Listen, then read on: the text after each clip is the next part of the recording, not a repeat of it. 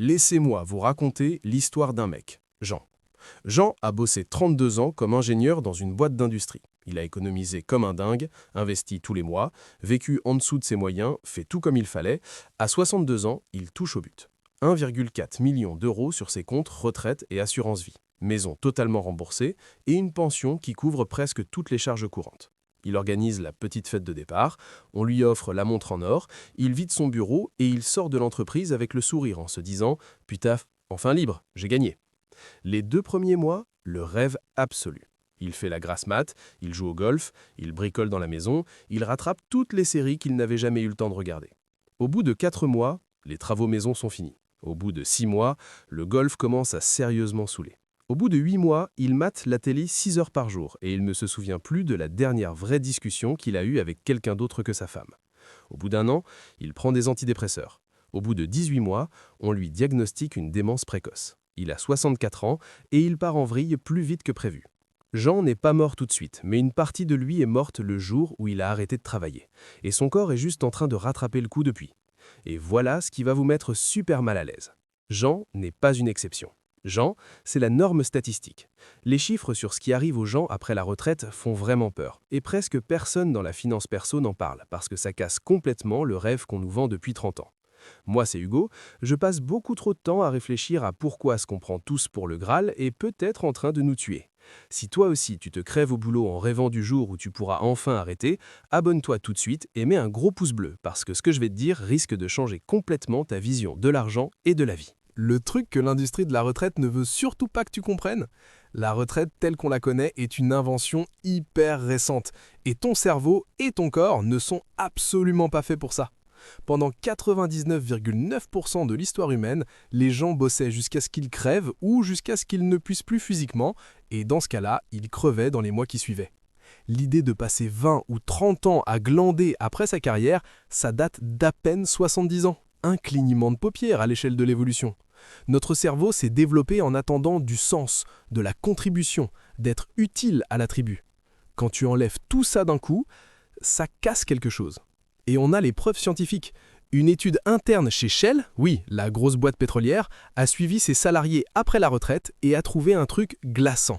Ceux qui partaient à 55 ans avaient 89% de chances en plus de mourir dans les 10 ans suivants que ceux qui partaient à 65 ans. 89%, presque le double. Tu vas me dire, biais de sélection, ils étaient déjà malades. Non, les chercheurs ont contrôlé ça, ils ont pris uniquement les gens en bonne santé. L'effet reste. C'est l'acte même d'arrêter de travailler qui semble accélérer la mort. Cette conclusion a été reproduite dans plein d'autres pays. Une étude publiée dans le Journal of Epidemiology and Community Health montre que chaque année de retraite anticipée augmente le risque de mortalité de 2%. Une autre, dans le British Medical Journal, la retraite entraîne une chute significative de la santé physique et mentale, surtout les toutes premières années. The Institute of Economic Affairs, Royaume-Uni, plus 40% de risque de dépression clinique, plus 60% de risque d'avoir au moins une maladie diagnostiquée. Et le plus flippant, une étude de la docteure Ursula Staudinger montre que le déclin cognitif s'accélère brutalement après la retraite. Vitesse de traitement, mémoire, fonctions exécutives, tout part en couille plus vite chez les retraités que chez les gens du même âge qui continuent à bosser. Le cerveau, comme un muscle, s'atrophie quand on ne s'en sert plus. Et pour la plupart des gens, le boulot était le principal gymnase cérébral de la journée. Tu vas me dire, ouais Hugo, mais je connais des retraités super heureux, mon grand-père a pris sa retraite à 60 ans et a vécu jusqu'à 95 ans en pleine forme. T'as pas tort, ils existent, mais ceux qui s'épanouissent vraiment à la retraite, ce ne sont pas ceux qui ont vraiment arrêté. Ils ont quitté leur job, mais ils n'ont jamais arrêté d'avoir une activité qui les fait vibrer. Ils ont des passions qui les bouffent, des cercles sociaux hors boulot, un vrai sens à leur vie. Bénévolat, création, transmission, jardinage intensif, lancement de trucs, peu importe. Ils ont ce que les Japonais appellent l'ikigai, une raison de se lever le matin. À Okinawa, une des zones bleues où il y a le plus de centenaires au monde, le mot retraite n'existe même pas dans leur langue. Ils jardinent à 90 ans, ils enseignent à 100 ans. Ils contribuent jusqu'au bout parce que leur culture, c'est un truc qu'on a complètement oublié en Occident, un être humain sans utilité dépérit. Et là, on arrive au point le plus important de toute la finance perso. Il y a une différence abyssale entre retraite et indépendance financière. Les confondre peut littéralement te raccourcir la vie. La retraite classique, c'est arrêter, atteindre un âge ou en montant et ne plus jamais bosser. Le but, loisir permanent. L'indépendance financière, c'est avoir le choix, atteindre le point où tu n'as plus besoin de travailler pour l'argent, donc tu peux bosser sur ce qui te fait vibrer sans te poser la question du salaire. Le but n'est pas d'arrêter de travailler, le but est de ne faire que le travail que tu choisirais, même si on ne te payait pas. Ça a l'air subtil, mais c'est la différence entre vivre et survivre, parfois littéralement. Prenons des chiffres en concret. Tu as 1,5 million d'euros placés, 4% de retrait égale 60 000 euros par an, tes dépenses égale 50 000 euros. T'es libre. Modèle retraite classique, tu plaques tout, tu joues au golf, tu regardes Netflix, tu fais des croisières. Modèle indépendance financière, tu plaques le job que tu détestais et tu te lances enfin dans ce qui te fait vibrer. Monter ta boîte, bosser à mi-temps sur un truc qui a du sens, faire du bénévolat à fond, créer du contenu, écrire, construire des meubles, peu importe.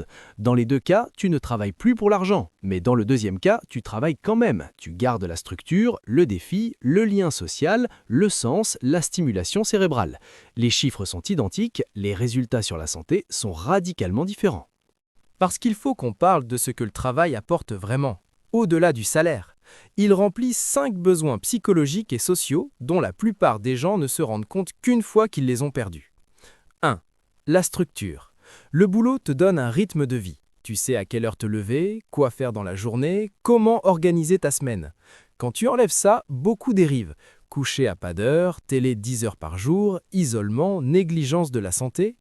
La liberté totale qu'on fantasme devient souvent oppressante. 2. L'identité.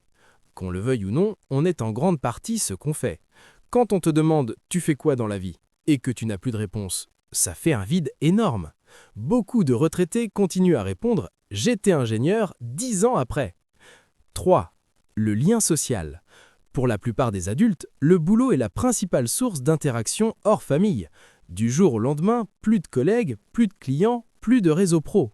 Résultat, solitude massive, surtout chez les mecs qui n'ont jamais cultivé d'amis en dehors du taf. 4.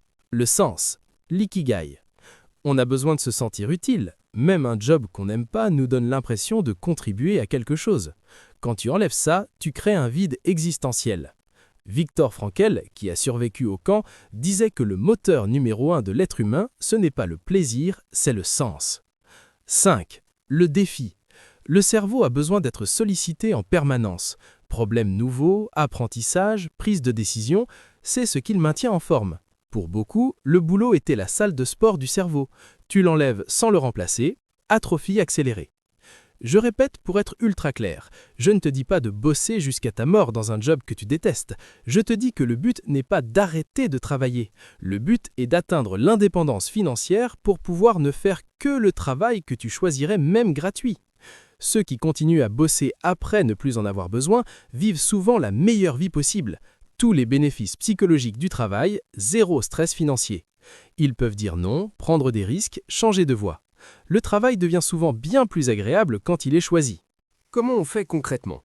On ne planifie pas la retraite, on planifie indépendance financière plus ikigai, 2 variables séparées. L'indépendance financière, tu connais la formule, dépenses annuelles x 25, règle des 4%. Classique, on en parle partout. Mais l'ikigai, il faut le cultiver des années avant. Tu ne peux pas improviser le jour où tu plaques tout. Action concrète tout de suite. 1. Construis une identité en dehors de ton poste. Deviens connu pour autre chose que ton job, un loisir, une passion, une communauté. 2. Entretiens activement des relations hors boulot dès maintenant. Assos, sport, amis d'enfance, voisins, etc. Sinon, le jour du pot de départ, tu te retrouves seul. 3. Garde ton cerveau en alerte permanente avec des activités exigeantes. Instruments, langue, échecs, code, bricolage complexe. 4. Trouve ton vrai ikigai. Pose-toi la question sérieusement. Si l'argent n'existait plus, qu'est-ce que je ferais de mes journées? Quel problème je voudrais résoudre? Qu'est-ce que je créerais? Si tu n'as pas de réponse claire avant de partir, tu vas déprimer. Le vrai objectif, ce n'est pas d'arriver au jour où tu n'as plus rien à faire, c'est d'arriver au jour où tu n'as plus à faire que ce que tu veux vraiment faire. Ceux qui vivent le plus longtemps et en meilleure santé ne sont pas ceux qui ont arrêté de travailler. Ce sont ceux qui n'ont jamais arrêté de travailler sur ce qui les fait vibrer. L'industrie de la retraite te vend une ligne d'arrivée qui peut te tuer. Moi, je te dis, cours vers l'indépendance financière à fond. Mais quand tu l'atteindras, ne t'arrête surtout pas. Continue, crée, contribue, apprends, transmets. Parce que les études sont implacables, on n'est pas fait pour le loisir sans but. On est fait pour contribuer. Et quand on arrête de contribuer, on commence à mourir. Jean n'est pas mort parce qu'il n'avait plus d'argent. Jean est mort parce qu'il n'avait plus de raison de se lever.